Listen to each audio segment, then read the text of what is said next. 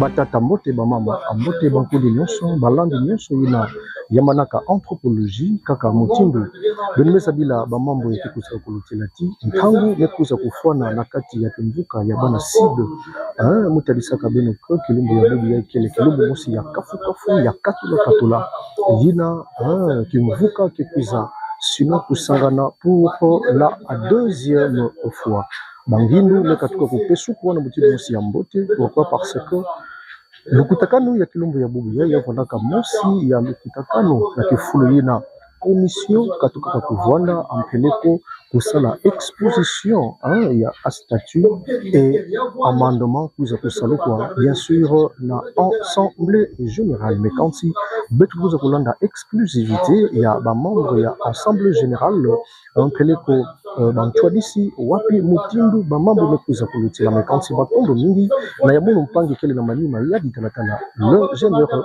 fils mpudi mobali kitoko soki kufina butuna tongo basi ya matadi balali nzala kimvuka bana side kaka motili bena kumona ti zabasana nyonso betoke tubila awa ya vwana ya katuka na ngemos pesa beto mayela ina kadina kwa salomo lombaka nge samna nyonso betoke sala awa ya vwana faso ina ya tambula musi ya mote nzambe merci na nyonso ngeme salila beto na nkumbu wa Yesu Kristo kele ntane pe vulufu na beto amen. Amen. Merci. La présence. Fais Jean-Jacques le fumu mbokla mpapile mwana tsato kusola nye mengeke fumu. Sadila te ki fumu nye mge bokila nye na kokela. Tu ba fio tela munwani na kaka kivuka ya beto bana sid inza mvimba. Kivuka kwenda na ntwala, kivuka ya mona sana partout. En tout cas, mais c'est pour la façon dont Tanzanie me pèse avec ton ngolo ya kumona na bubiaye.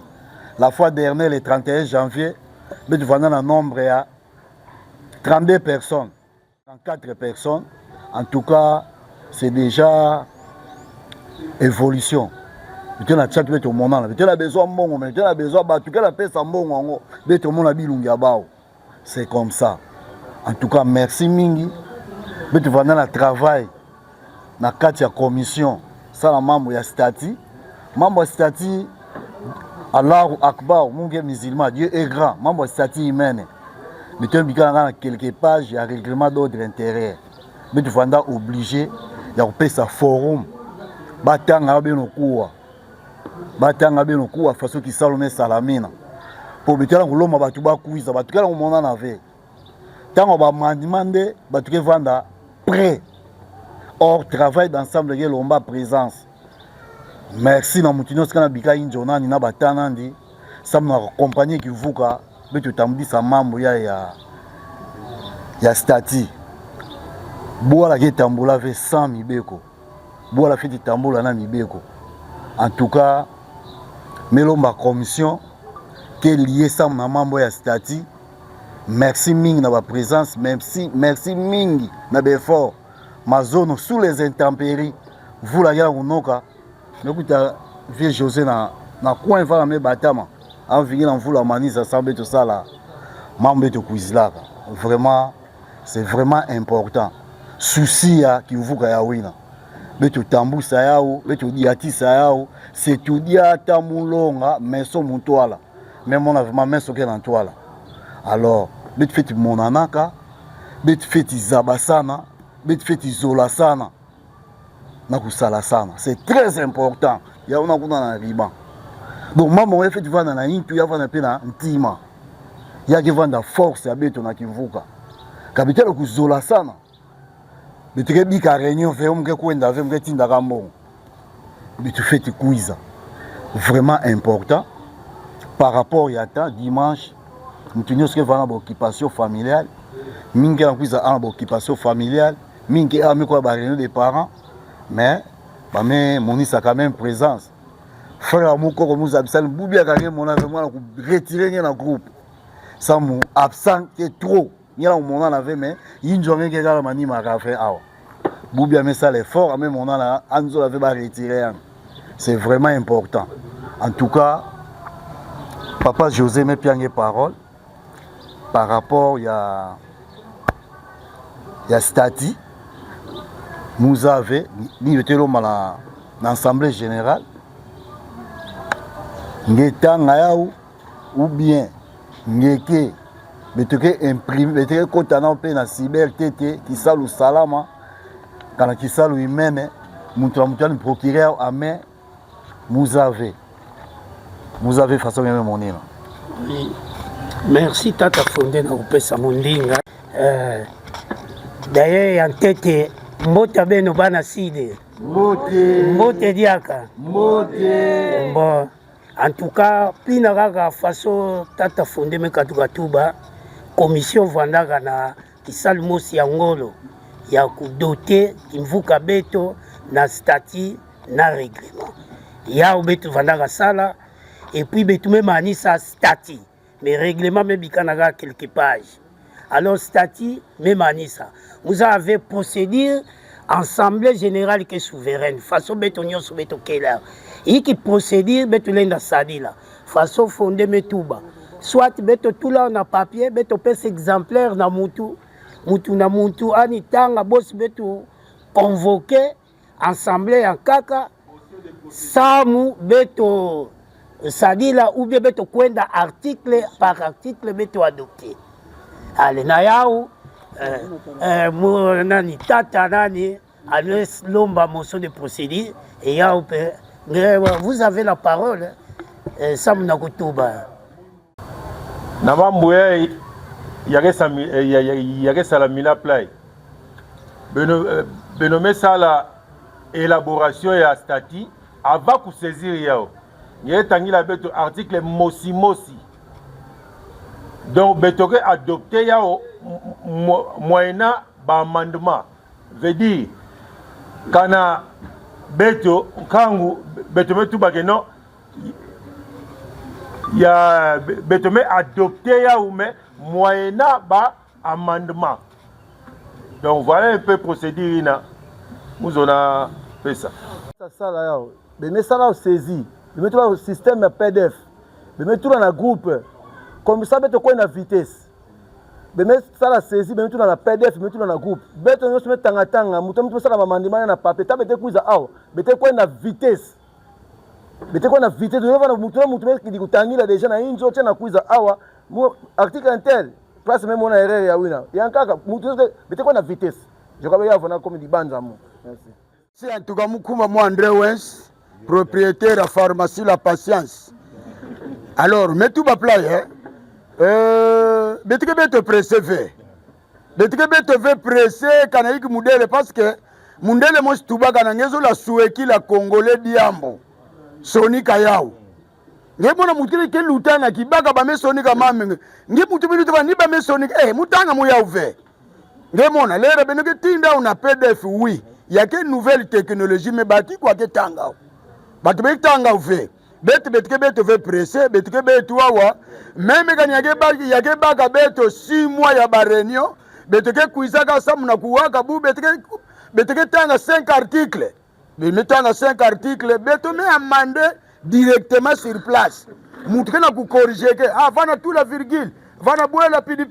Beto na kwena malemati ya ke manisa ya me kwena na frappe. Moi je pense c'est la meilleure procédure. Bon moment donc rencontrer idée angé quelque part puisque oui malgré nouvelle technologie notion de la culture il y a texte il y a un peu mingi na beto pour le moment. Dia mongeme ka tout là on a document il y a que très rare. Mote utubi la multiply et puis benoume solo là anike acteur il y a beaucoup facilement. Donc na ya beto ke tout là ya beto nyos beto pona. Banani mezo là beto kwenda na procédure article par article ou beto kwenda na procédure ya nouvelle technologie. Comité. Il faut un comité, voilà. Il faut mettre voter comité, mais tu mets installé au comité, mais quand dans la notaire, il y a légalisé et après, bah, donc après adoption, il y a statut dans règlement directement, mais tu fais dans l'élection au comité directeur. Comité directeur fait tu vois à l'ayand que tu as dit ça maintenant qu'il faut qu'à dire que ça va m'amener sur mes bicales. Je crois bien. Banani zone assemblée to kwenda na article par article.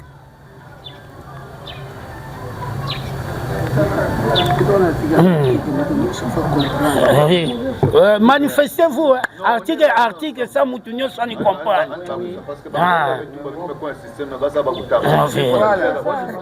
Bon, Nakubanda, il y a que préambule, comme ce texte qui va dans la préambule, n'est exposé des motifs.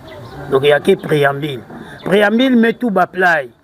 Nous, ressortissants du quartier Mbouzi, communément appelé Sid Jordan, commune de Mvouzi, dans la ville de Matad, de toutes les générations confondues et des sexes opposés, émis par les soucis de vivre ensemble au sein d'une structure organisée et apolitique, envie de pérenniser nos relations socio-culturelles au sein de notre quartier et partout ailleurs dans le monde où se trouvent nos frères, sœurs et amis reconnus sous l'appellation de la diaspora banacide, tout en mettant un accent particulier sur l'entraide mutuelle et le développement de notre communauté. À cet effet, nous allons travailler en synergie avec les autres banacides vivant à l'étranger pour cerner les problèmes empêchant le développement de notre quartier, afin de trouver des solutions idoines quant à ces. Dans le domaine écologique, nous comptons mettre en place une politique permanente d'assainissement de grande envergure de nos avenues et rues, au fin de rendre notre environnement beaucoup plus sain, et c'est dans le cadre de la lutte contre le réchauffement climatique prôné par certains organismes, tant nationaux qu'internationaux. L'encadrement des jeunes de notre quartier à travers les campagnes de sensibilisation et formation appropriées est aussi envisagé au-delà de nos moyens. Enfin, nous allons également travailler en tant qu'association Kimvuka Banacide Yinzamvimba dans l'ordre et la discipline conformément aux lois et règlements de notre pays ainsi que dans le strict respect de notre statut et règlement intérieur, RI en abrégé. Donc, il y a une Aboukoufi, il y a que préambule, il y a que motivation.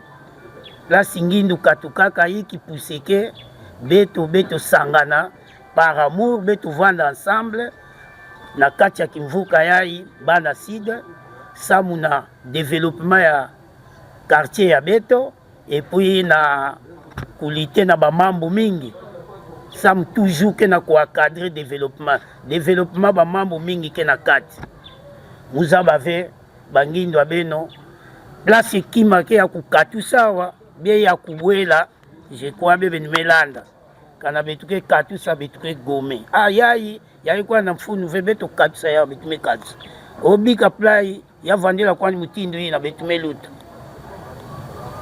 votre avis. Oui papa. Oui. On peut passer. Oui, oui. Oh. Ça va, manifestez-vous hein, qui sont pour dédomination, siège, durée, nature juridique, devise, rayon d'action et logotype.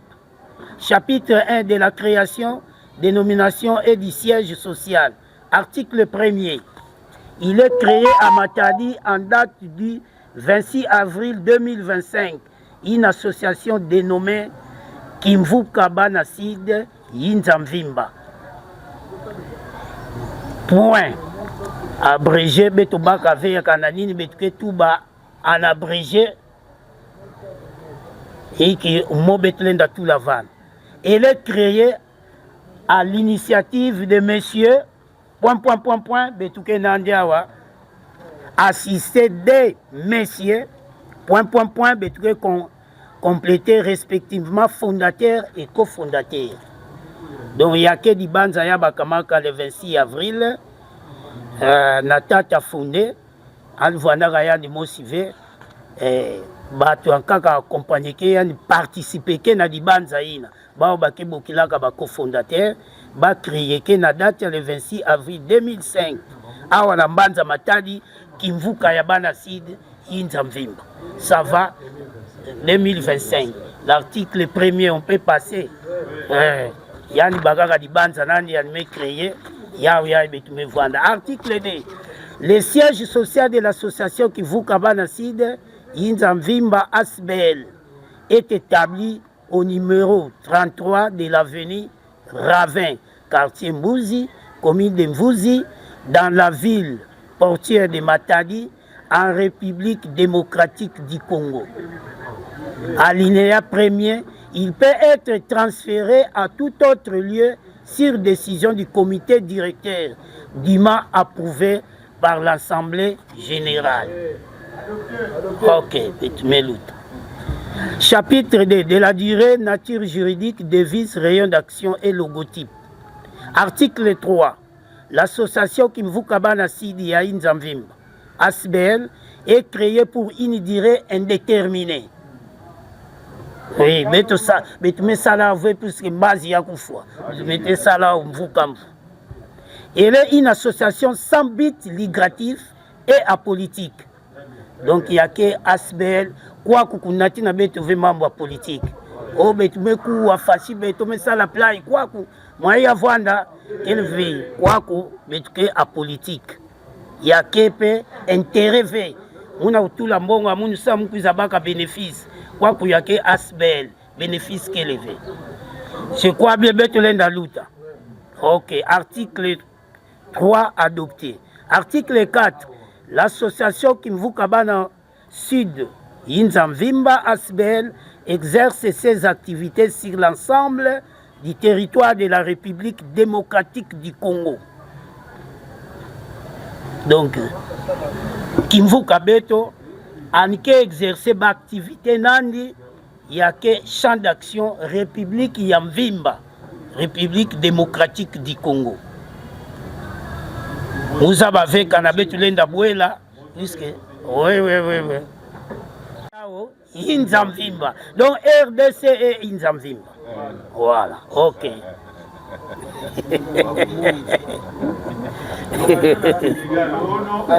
Betume kwenda, tana Paris, betume kwenda.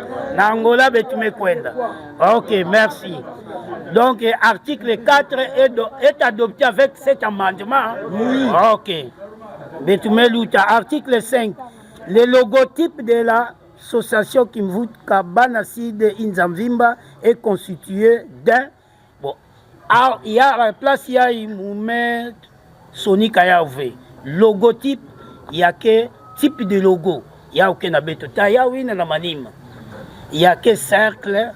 La kacha cercle, maboko, mais tu peux bimisa ba terme technique, mais tu peux bimisa. Mais le bel de l'enda adopté à hôtel qui y a que van. Quand abetuke d'accord, ça va, y a l'enda l'autre. Logo abeto ya wena. Ah, tina ba polo abeto, ngege mona ya logotype, type de logo. Partout na bimanion sur mais tu peux voir na ya logo y na l'enda manqué. Il y a que signe distinctif. Il y a moins na si de nuance. Ok, mais tu m'as adopté, oui. Oui. Bleu, nini sur la touba na beto bana side, couleur bleu. Peut-être beto na inu là-bas. Banana logo. Ah, puis yagana kubokisa kwani, mwa kukatula kele. Nge peut-être na diambu mosi bo tata fonde. Logo adopté tel qu'il est là-bas. Ok, nous passons. Titre D de la vision, objectif, membre, adhésion et perte de qualité. Chapitre 1 de la vision, objectif et membre. Article 6. L'association Kimvuka bana Sud Yinza Mvimba ASBL a une vision principale, celle de créer une communauté de personnes de compassion dans l'amour, la paix, l'entraide mutuelle et la solidarité, afin de mettre sur pied un équilibre social permettant aux personnes vulnérables d'avoir l'accès dans le processus des objectifs du développement durable. Ouais. Mais tout le monde luta. Donc il y a une vision à Beto. Beto sur la voie baka une communauté, il y a batuke na compassion. Muninga me baka passe betume finalement na nayandi tout ça dans l'amour beto vanda solidaire et puis l'entraide mutuelle entre nous les membres. Et puis baïna kena inti des personnes vulnérables kena ngolo vebetu kena ngolo beto simba bao samo bao pe bakwenda na toile bakota na développement durable. Donc il y a on a beaucoup. Article 7. L'association Kimvuka Banasidi Nzamvimba ASBL s'est assigné des objectifs ci-après. Premier tiré, promouvoir le bien-être social par l'entraide mutuelle entre les membres. Oui. Ok. Prévenir la délinquance juvénile. Maintenant, mona bakuluna na katia quartier, tout ça bana, il faut prévenir. Il y a un préambule par la sensibilisation, la formation des jeunes. Il faut éviter la délinquance. Il y a un quartier à Beto. C'est livré à toute autre activité susceptible de favoriser la réalisation de ces objectifs. Donc, il faut que c'est livré à l'activité nyonso. Il n'a que pesa beto inswa ya pour réaliser ba objectif à beto favorable mais tout que favorable na ba telle activité mais tout l'enda luta au comment si y a di banza bu ya ko ba boy la van il n'y en a pas. C'est livré à toute autre activité susceptible de favoriser la réalisation de ces objectifs mais tout l'enda luta. Oh, après, mais tu vas adopter la montre de toi. Maman, vous foutez à dire à Mani Maké. Il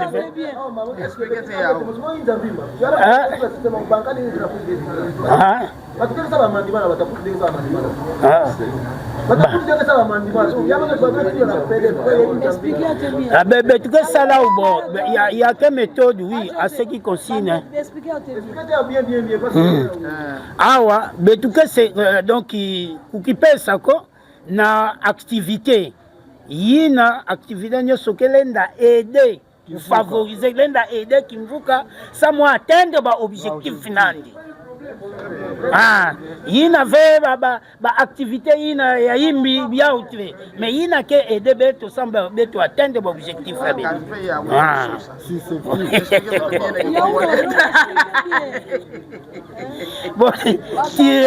assurer la défense de la promotion des droits des enfants vulnérables. Assurer la défense de la promotion des droits des enfants vulnérables. Oui, mais tout cas, dans le quartier, mutu na niveau de vinandi, bana pe bakele, droit les enfants vulnérables pe bakele, kimvuka, kana betuke ngolo, betume kuma ngolo, betulenda pe aider bana ina, ke na ngolo ve, samuna babaka un peu moins formation, éducation en botte. Toujours samuna bongisa quartier à Beto. Dans le cadre même, il y a lutte contre la délinquance juvénile. Cultiver un esprit de solidarité et d'amour entre les membres. Oui.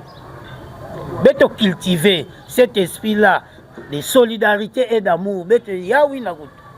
Zabasana, Zolasana, Salasana. Kana benume Zabana, benuke Zolasana. Et puis quand on a zola sana, il a même zabana zola sana. Alors benuke sungana benuke aider. Quand on a les trois il a même réunir en tout cas il y a que voir bien ça mon développement. Donc bah devise il y a qu'un bot. On peut passer hein. Non, pas passer. Oui. Mais Nasside.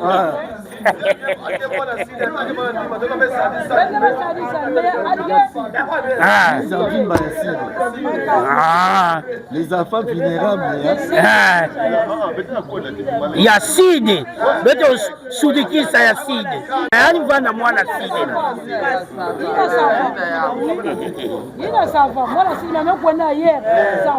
Voir initier et coordonner des activités de bienfaisance et de développement en faveur de l'association.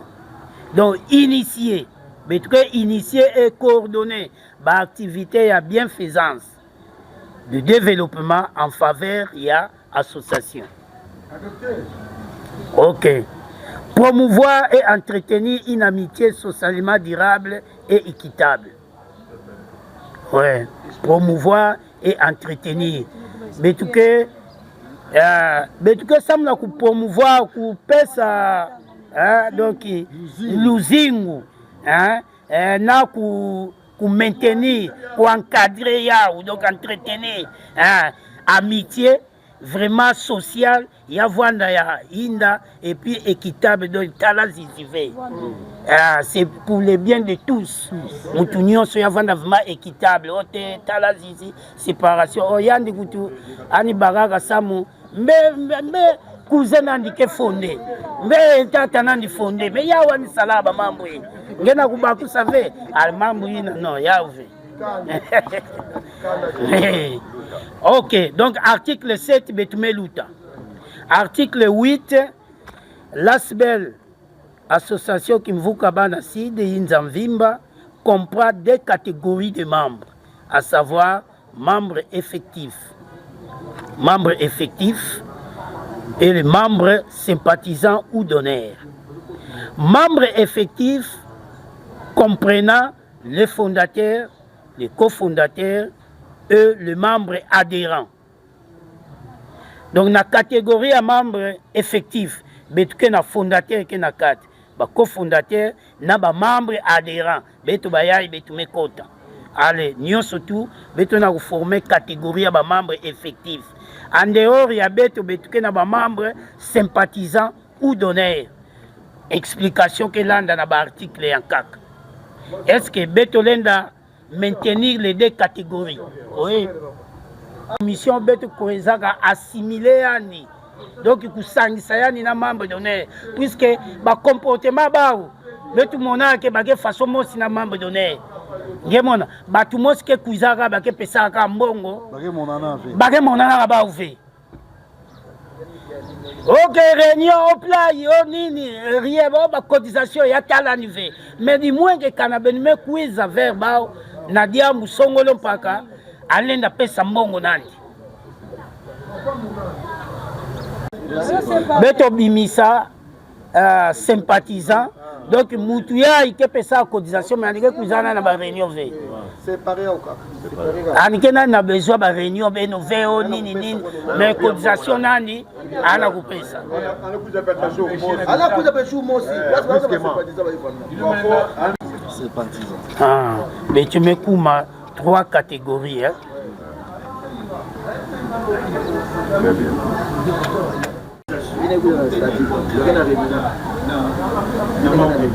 Très important. Parce que les personnes adhésion, oui. Mais vous avez rappelé.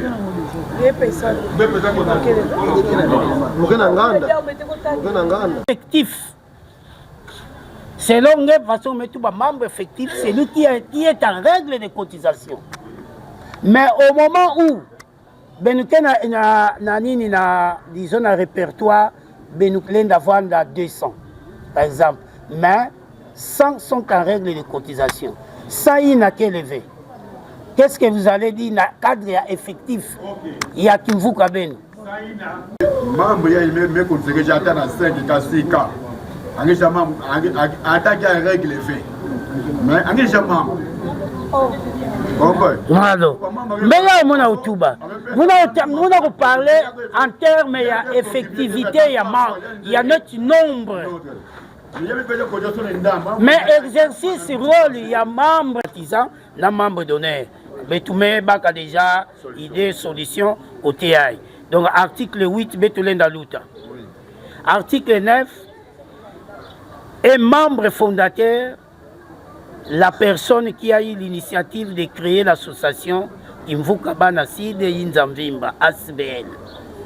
Et membre cofondateur, toute personne ayant participé à la création de cette association.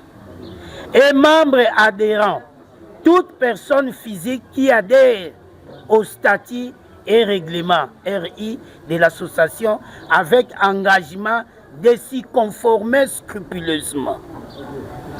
Puisque dans l'acte d'adhésion vana, il y a des clauses, il y a des activités, il faut que tanga, il y a donc un membre adhérent, il y a un cadre de membre effectif, toute personne physique qui adhère au statut et règlement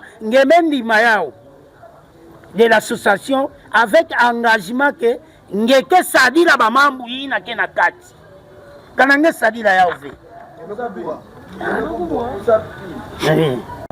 Il ne fallait pas que tu bilan au modèle. Parce que maintenant, vous sollicitez ça déjà avant, sans que tu sois au règlement statut. Façon que tu bilan. Kasmer, tu me connais anticiper de moi, tu reculer qu'elle fait. Mais tu me connais addiction, oui, nous avons une contradiction qu'elle. Vous avez raison. Mais comme tu connais là, annonce Salamara déjà. Batu kotaka déjà l'ambiance. Moi beto vutu kadia beto zabisa. Hey. Non, beto kwenda kaka. OK. Ça va, article 9, beto lenda adopté.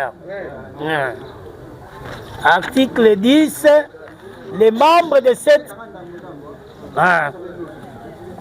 les membres de cette catégorie assistent à l'Assemblée générale avec une voix délibérative, c'est-à-dire ils votent, ils peuvent être votés à n'importe quel poste au sein du comité directeur. Les membres de cette catégorie assistent à l'Assemblée générale avec une voix délibérante, c'est-à-dire ils votent comme ils peuvent être votés à n'importe quel poste au sein du comité directeur. Je m'explique d'abord. Donc, beto, kuza salake, ba membre ya ike na catégorie ya. Ba ou ke vanda na beto kintwa di na assemblée générale. Ba ke vanda na voix, donc ba ke voter. Façon beto ke na kusala, et puis ba lenda voter ba.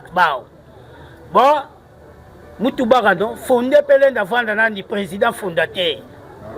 Beto évoqué ke ya una kati ya commission. Mais beto ba non. Bika charge ina na ensemble que tala. Kana, le fondateur peut devenir, même cofondateur, balenda vwanda na kati ya comité directeur, ou bien belanda vwanda ve. Beto signifie catégorie.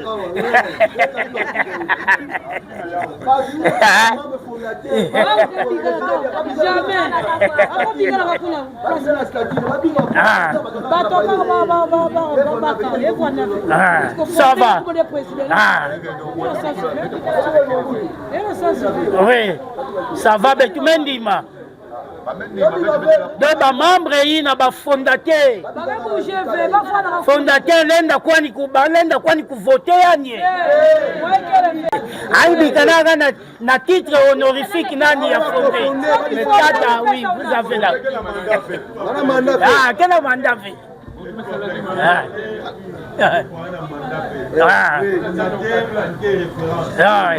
Donc, président, il faut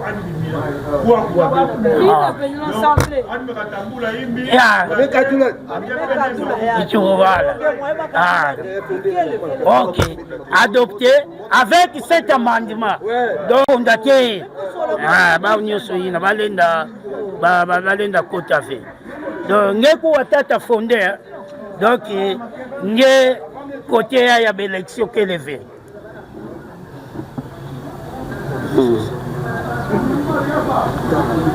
Ni fondateur.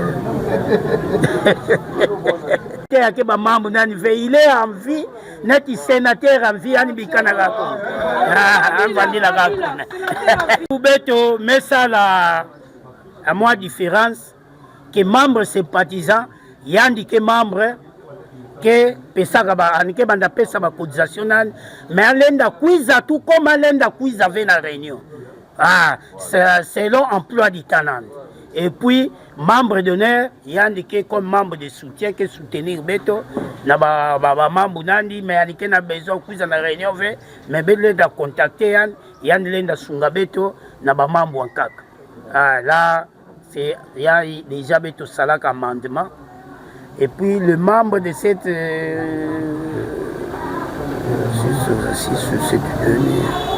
bon bah tout les membres de cette catégorie sympathisants et d'honneur, les membres de cette catégorie acquièrent sa qualité à l'Assemblée générale et assistent éventuellement aux assises de cette dernière avec une voix consultative et non délibérative. Bon, à place Yaï, comme Beto a mandaté déjà sympathisant, en que comme une voix délibérative ou comme non délibérative. Non. Sympathisant, mais c'est pas. L'enda voté. Ok. Chapitre 2. Adhésion et perte de qualité. De la qualité des membres. Article 11. Toute personne physique sans distinction de race, de sexe, de religion ou de nationalité, peut librement adhérer à l'association moyennant signature formulaire d'adhésion et l'acte d'engagement de respecter les statuts et règlements intérieurs de l'association. Et tout va consommer tout. Il n'y a qu'une association qui me vaut Kabanassi. Mais un article à part Banassid, mais toute personne sans distinction race, nous ne le pouvons pas faire. Au moment où statut de banza beno, nous sommes la membre. À me faire sa droit d'adhésion. Mais membre effectif, non. Membre effectif, non. Membre d'honneur, oui. Donc, nous tous les d'accord à Koukota naïf qui vous caille. Nous sommes infiltrés vraiment. Banassid des cas.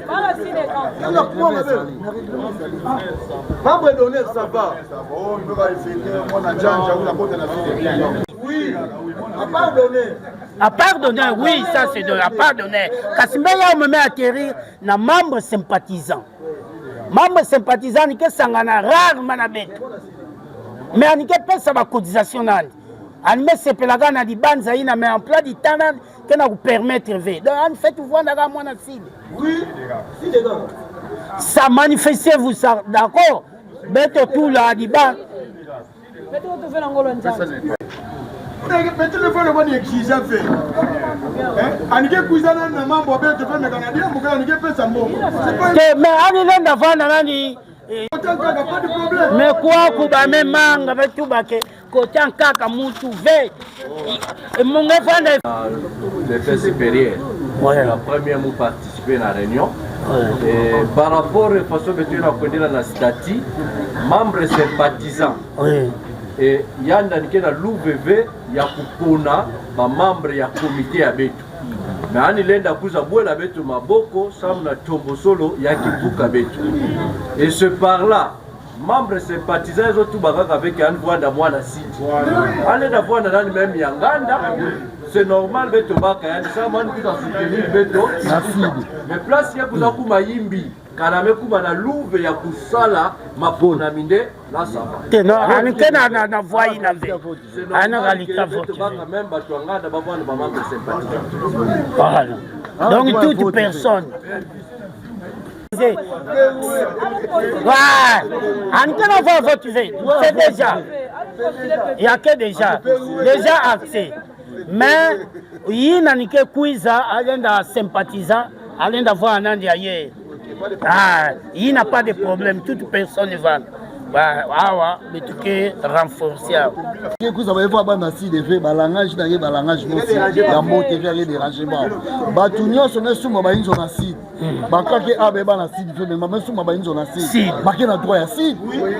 Il faut avoir la bonne manière de parler. Il faut savoir parler. Mutunyo sonne na kivuka. Quand il y a des gens qui sont acide, ils sont banqués acide. D'office, il y a des acide. Tant que la lutte à la forme, ça la présentation. Inutile de dire que moi na sida 6 heures. Langage na tozola ve. Batu nyoso ke na injo na sida ange moi na sida. Butu nyoso ke na kivuka yai, mais pesa amour na kivuka moi na sida. Betena na besoin babu. Mutu ake katuka ailleurs, mais kuza an soutenir kivuka. Mais tout ba awa, ange na droit ya vote fait, c'est bon. Mais à même cousin soutenir Beto. Quand on met ça discrimination faut en avoir. Ou tout fait ça vient que moi la CDV. Discrimination Beto la fait. Beto voit ndakaka mutumos. La qualité des membres effectifs se perd par décès, démission volontaire, radiation ou exclusion définitive. Moi qui n'a radiation, premier tiré dans l'alinéa premier.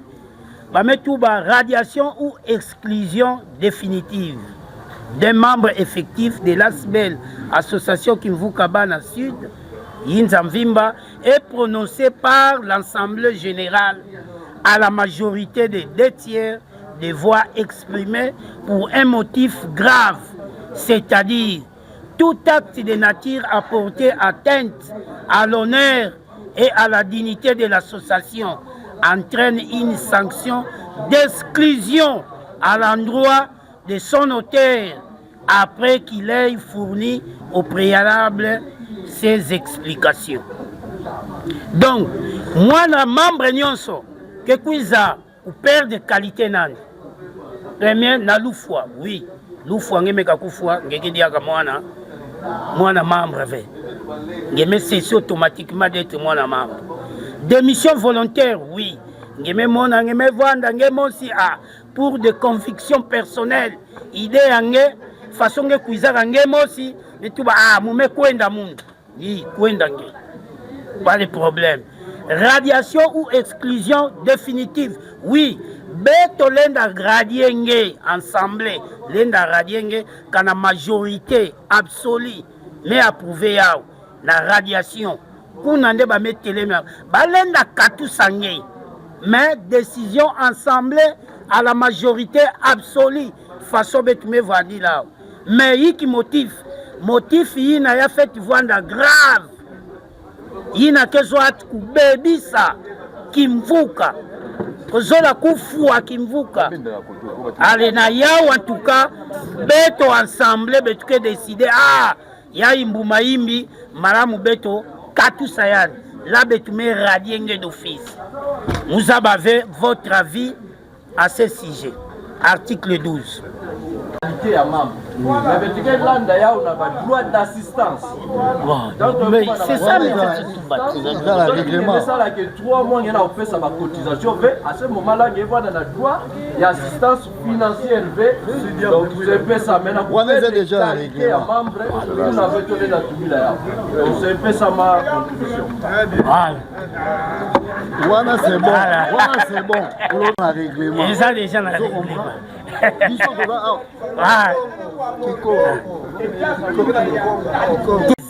Tout membre effectif, démissionnaire ou exclu n'a aucun droit sur le patrimoine et ne peut réclamer les remboursements de ses cotisations.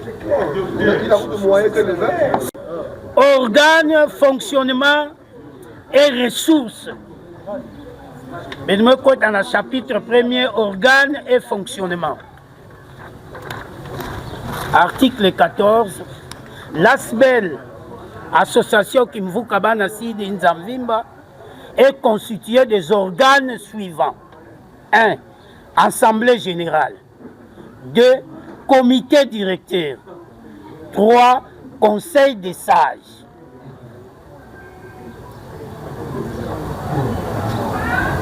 Article 14. L'ASBEL, Association Kimvukabana Sud Nzamvimba, est constituée des organes suivants.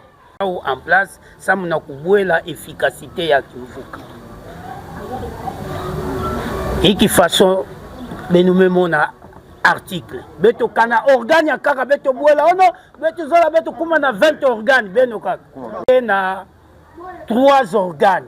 Soit ba nini na Kikongo mulenda bokila ou ba étape ba organe mosi yina ke banda tuadisaka kimvuka na kati yake assemblée générale yao ya façon betume vwanda play yake assemblée générale comité directeur yake structure yina bien étape yina beto mosi betuke tuba puisque beto lenda ku se diriger vers un groupe beto pona même 20 personnes hein, 10 personnes ba ou tuadisaka beto.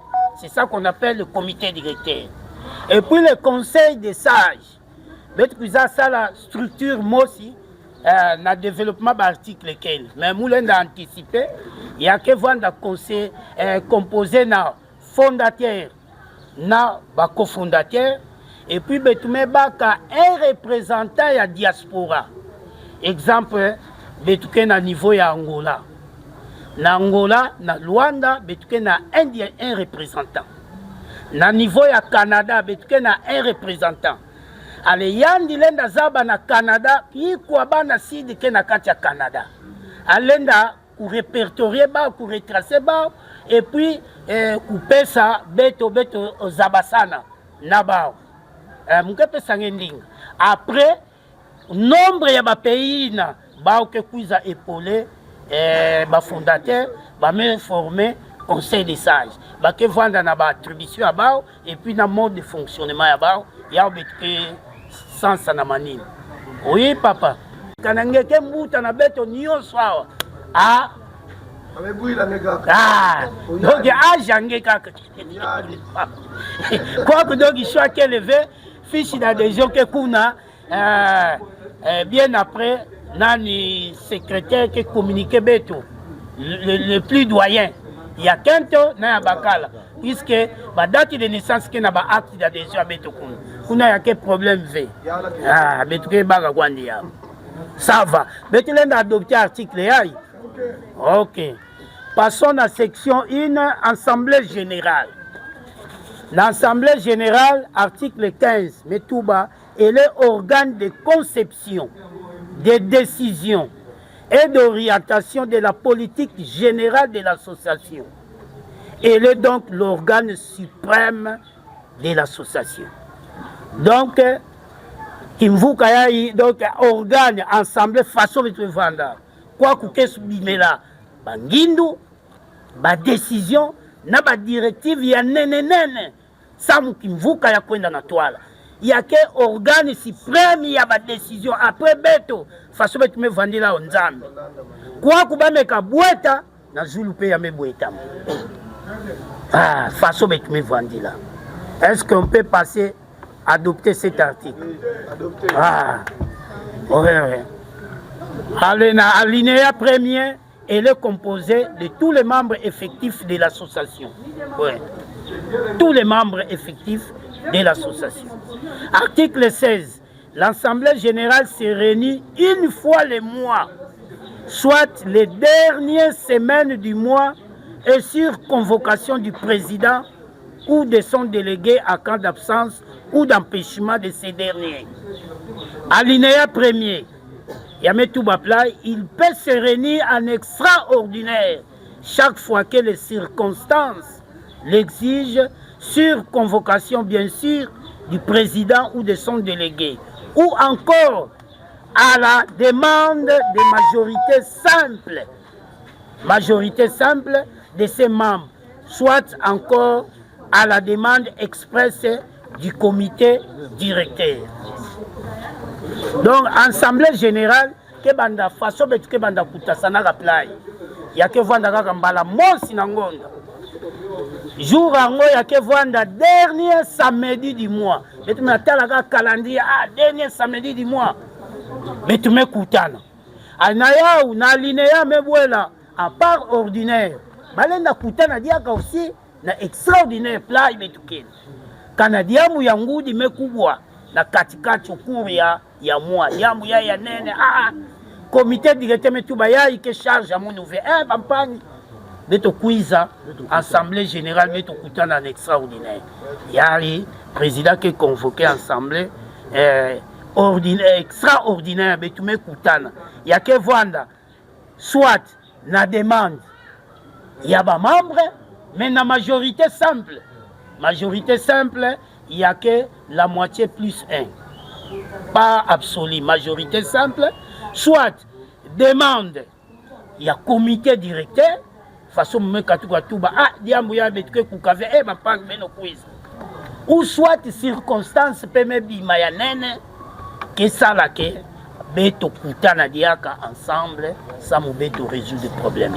Voilà ce que dit l'article 16. Iki façon. Article 17. La convocation pour toute assemblée générale doit contenir le projet d'ordre du jour, le lieu, la date et l'heure de la réunion. Elle doit parvenir aux membres 7 jours avant la réunion par tout autre moyen rassurant. Donc, article 17, Metoubi apply. Convocation et assemblée générale, façon là, il faut dorénavant beto pesaka anticiper ordre du jour. Ba membre titan ba kena kuiza ba meza ba ke beto na kwenda na matière telle. Ba kena ku se préparer na matière ina ba na cuisine. Et puis il faut ba vendre informer 7 jours avant. Bazaba 7 jours avant beto ke vanda en tout cas ordre du jour il y a kafu ya ke membre tel beto ke tubila. Et puis na moyen rassurant, mais na seul moyen pour atteindre les membres, c'est le forum. Dans le cadre de la nouvelle technologie, nous avons Android. Je crois bien que instituer un forum. Il y a aucun sa beto la diaspora, la beto na awana side, beto se communiquer. Donc il y a moyen rassurant kaka wen. Et puis encore que voir soit de bouche à oreille. Il n'a même pas courage. Peut-être pas qu'il va dans ma méga venir, mais ça, tel jour, il y a tel sujet, alors préparez-vous. Donc, dans le sens, il y a article 17, vous avez votre point de vue à cet article. Article, amendement. Pour qu'une assemblée générale puisse valablement siéger, elle doit réunir un quorum de la majorité simple des membres, la moitié de membres plus 1. Premier alinéa, si cette condition n'est pas réunie, à la remise de la réunion, la réunion est censée valablement constituer, quel qu'en soit le nombre de participants, et les décisions qu'en découleront seront opposables à tous. Donc, article Yametoubaké, avant Beto Sangana, il faut un quorum. Nous avons avec ou bien comment, il faut un quorum. Par rapport à nombre de Tala, quand on atteint des majorités simples, mais siéger Beto valablement. Quand on atteint le quorum V, Beto obligé de faire du pansana. Beto Vutuka Kilumbu, deuxième. Kilumbu, il a Beto quiz à deuxième mois. Beto atteindre le quorum V. Là, nous sommes obligés à siéger ou battre la décision. Et qu'il fasse même honnête. Toutes les décisions ou résolutions de l'Assemblée générale sont prises à la majorité simple des membres effectifs, hormis celles se rapportant à la dissolution de l'association dont la majorité est absolue de 2 tiers. C'est-à-dire, ça va. C'est adopté. Bon, ma décision, ma résolution, l'Assemblée générale, il n'y a que voir la majorité simple. Sauf Nakaya Koufwa Kimvuka. Quand on a décidé que Kimvuka y a Koufwa, il faut une majorité absolue. Quand on a Kouma Vanave, Kimvuka y a Koufwa. Non. Oh. Article 20, non, alinéa premier, en cas d'égalité. En cas d'égalité de voix, celle du président est prépondérante. Les décisions ou résolutions sont prises par voie de vote à main levée pour les matières non sensibles et au scrutin secret pour les matières sensibles et très sensibles. Donc, Moussola a expliqué en cas d'égalité, ma voix, mais tout le monde a égalité, en ce moment-là, voix ya président qui kuza dominer. Quand la majorité simple beto dégager à ouvrir. Égalité. Allez, voix ya président qui est tranché. Alors, na tchouka ya ou ba décision na ba résolution que bakama a main levée. Mais tout que ça la façon beto ça la main levée. Mais il a mis à dire là ba problème en matière sensible et très sensible ya Kimvuka, mais tout que passé na scrutin secret. Il a ou tout la vraiment carton à vote. Puisque quand par exemple, il faut voter. Le président, il sa comité bien fait, il faut voter le président. Alors, il y a le VV président qui va. Ah, qui n'a dit que cela mouve. Ah, il y a un problème, il y a un alors, il y a pour entretenir le conflit. Oh non, il faut nous abaver. Mais tu mets tout là en secret et tu mets sur 50, 35 tu mets tout bas, sur 35 il y a un mais tu mets quoi dans le monde des scrutins secrets. Donc, alinéa toujours, mais tu l'as adopté.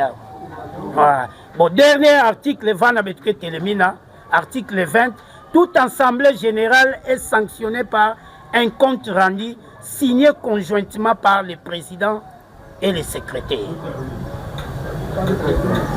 Voilà, c'est tout. Donc, Batata, maman, je crois bien votre commission. Va tête à mettre les mines. Quand il y a tant nous êtes impartis, mais tu mets les mines à tête. Nous avons une prochaine réunion qui nous met tout là-haut. Ensemble, comme nous mettons là. Ça nous met manisa rapidement, mettons tout le comité. Comité ya ni mutuke baka yiswa ya ku légaliser et ya ku nata beto maintenant na ba objectif ya ibeto mosi beto mendima.